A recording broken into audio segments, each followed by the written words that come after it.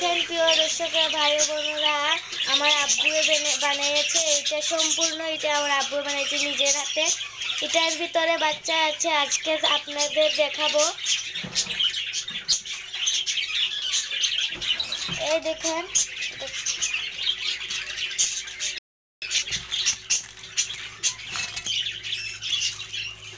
এই যে দেখেন ডিম বসিয়েছে, মুরগির বাচ্চা, মুরগির ডিম দিয়েছে। দেখেন বাচ্চা ফুটেছে, ওই দেখেন।